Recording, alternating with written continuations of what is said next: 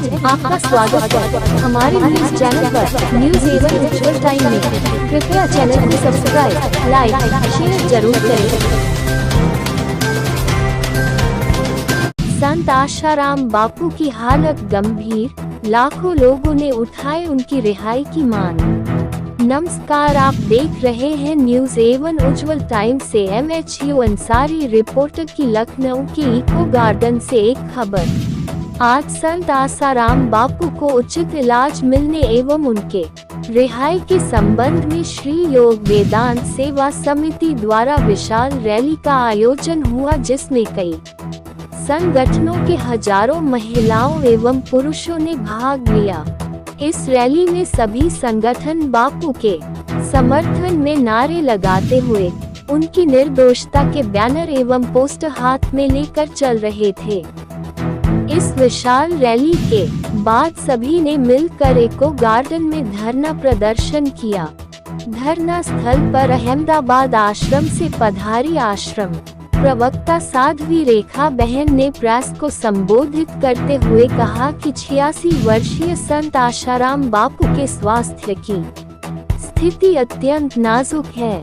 Jail जाने से पूर्व 75 वर्ष की उम्र में अति व्यस्त जीवन शैली के बावजूद बापू को सिर्फ ट्राइजेमिनल न्यूरोलॉजिया व पीठ दर्द की तकलीफ थी, लेकिन 11.5 वर्ष से अधिक समय से लगातार जेल के बंधक वातावरण में उनको हृदय रोग, मधुमेह, आंतों में छाले, घाव व सूजन, पौरुष ग्रंथि की वृद्धि, संधिवात एवं रक्ताल्पता आदि नई बीमारियों ने भी घेर लिया है।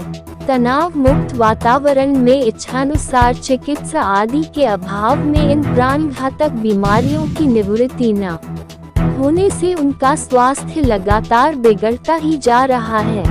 जोधपुर राजस्थान एम्स की रिपोर्ट के अनुसार उनके हृदय में 99%, 90%, 75% के 3 ब्लॉकेज है।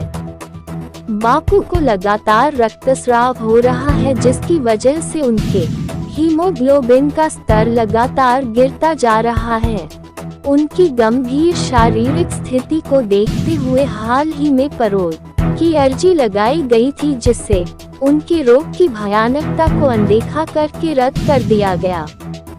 विश्व हिंदू परिषद गौ रक्षा विभाग के राष्ट्रीय उपाध्यक्ष श्री अवधेश गुप्ता जी ने कहा कि बापू आसाराम ने अपना सारा जीवन समाज हित में लगा दिया है, फिर भी आज उनके स्वास्थ्य की इतनी गंभीर स्थिति में भी उन्हें उचित इलाज के लिए किसी प्रकार की राहत नहीं मिली है। उनकी सेहत से संबंधित समस्याओं का राज्य सरकार और न्यायपालिका को ध्यान देना चाहिए। ये हर नागरिक का संवेदनशील मौलिक अधिकार है, इसकी रक्षा होनी ही चाहिए। पोक्सो एक्ट व गैंगरेप की धारा में बंद पूर्व मंत्री गायत्री प्रसाद प्रजापति को पहले स्वास्थ्य के आधार पर और बाद में बेटी के शादी के लिए बेल दी गई। बिहार के पूर्व मुख्यमंत्री लालू प्रसाद यादव, आंध्र प्रदेश के पूर्व मुख्यमंत्री चंद्रबाबू नायडू, पहलवान सुशील कुमार, दिल्ली के पूर्व स्वास्थ्य मंत्री सत्येंद्र कुमार जैन, सुपटे ग्रुप के अध्यक्ष RK अरोड़ा, महाराष्ट्र के पूर्व मंत्री नवाब मलिक आदि को हफ्तों महीनों के लिए राहत दी गई।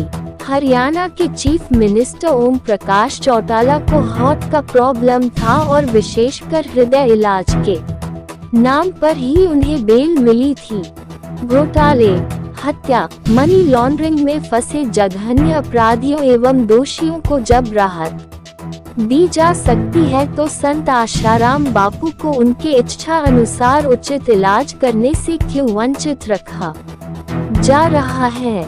यह उनके मानवाधिकारों व संवैधानिक अधिकारों का हनन है, जिससे उनके देश विदेश के करोड़ों साधक शिष्य अत्यंत व्यथित हैं। इस कार्यक्रम में आए सिंधी समाज के उपाध्यक्ष श्री नानक चंद लखवानी जी ने कहा कि संत आसाराम जी बापू ने अपना सारा जीवन सनातन धर्म के प्रचार प्रसार में राष्ट्रोत्थान के लिए लगा दिया। उनके अनेक विध लोकहितकारी सेवा कार्यों के द्वारा किसी मत पंथ संप्रदाय के भेदभाव के बिना ही करोड़ों लोग उनसे लाभान्वित हुए हैं। फिर भी आज उनके स्वास्थ्य की इतनी गंभीर स्थिति में उन्हें अनुकूल, उत्तम और त्वरित इलाज के लिए किसी प्रकार की राहत नहीं मिल रही है। बापूजी के केसों के तथ्य और सबूत को देखते हुए तो अनेक कानूनविदों का कहना है कि उन्हें छोड़ देना चाहिए, जबकि उन्हें तो उनके स्वास्थ्य सुधार के लिए भी कोई राहत नहीं मिल पा रही है। इस रैली और धरना प्रदर्शन के माध्यम से श्री योग वेदांत सेवा समिति, युवा सेवा संघ, नारी उत्थान मंडल एवं सिंधी समाज के प्रतिष्ठित लोगों ने यह मांग की है कि देश, धर्म, संस्कृति और समाज के सर्वांगीण उत्थान में संत श्री आशाराम जी बापू का बहुत ही बड़ा योगदान है। अतः सरकार द्वारा बापू को उनके उचित उपचार हेतु तुरंत ही राहत दी जानी चाहिए एवं उनके मानवाधिकारों की रक्षा करते हुए 86 वर्षीय उम्र और वृद्धावस्था को देखते हुए उनकी शीघ्रातिशीघ्र सत्सम्मान हेतु उचित कदम उठाने चाहिए। कृपया चैनल मेरा नाम पूजा है और मैं बापूजी के साथिका हूँ और पिछले इतने लंबे समय से बापूजी के साथ जो अन्याय हो रहा है उसको लेकर के आज ये जन आंदोलन प्रारंभ हुआ है। और 11 साल, 11.5 साल तक हमने न्यायपालिका पर ही भरोसा रख करके बापूजी के ऊपर जो फर्जी केस लगा हुआ है उसके हिसाब से हम लोग न्यायपालिका पर ही आश्रित होकर के इतने दिनों से इंतजार कर रहे थे कि न्यायपालिका से हमें न्याय मिलेगा। वो न्याय तो एक तरफ किनारे रखा हुआ है कि लोअर कोर्ट से हमें हमारी बातें जो तथ्य नजरअंदाज हुए तो उनको हायर कोर्ट में वो चल रहा है मैटर। लेकिन इस बीच जो बापूजी के साथ शुरुआत से ये केस जब से प्रारंभ हुआ है तब से जो बापूजी के साथ अन्याय पर अन्याय होता जा रहा है। बापूजी के जो मानवाधिकार हैं, जो कोर्ट में बापूजी जेल में मंदिर में है तो उनके जो मानवाधिकार थे उनका भी हनन हो रहा है। बापूजी आज इतनी गंभीर स्थिति में, जब 2013 में बापूजी अंदर गए, जेल मंदिर में गए थे, तब बापूजी को केवल एक आध बीमारियां थी, ट्राइजेमिनल न्यूरैल्जिया आदि। आज बापूजी को इतने सारे विभिन्न जानलेवा बीमारियों ने ग्रसित कर लिया है। इतनी गंभीर स्थिति में बापूजी की आज स्थिति है कि हार्ट अटैक आ चुका है बापूजी को 99%, 97% और 75% ब्लॉकेज आ चुका है। डॉक्टर हाथ खड़े कर चुके हैं, डॉक्टर जवाब दे चुके हैं। आज बापूजी को सख्त से सख्त जरूरत है कि त्वरित इलाज की। और जब डॉक्टर जवाब दे चुके हैं तो बापूजी आयुर्वेद पर ही हमेशा आश्रित रहे। तो उनकी यही मांग थी कि आयुर्वेद से उनका उपचार हो, तो पर वो आयुर्वेद का उपचार भी उनको मुहैया नहीं कराया जा रहा है। तो आज अन्याय की पराकाष्ठा हो गई है। बापूजी इतने दिनों से एम्स में एडमिट रहे, पिछले 1-1.5 महीने से बापूजी वहां पर प्रताड़ित किए जा रहे थे। देश की जनता इतने दिनों से न्यायपालिका पर भरोसा रख करके हम सभी साधक इसी सरकार से यही उम्मीद रखे थे कि हमें न्याय मिलेगा।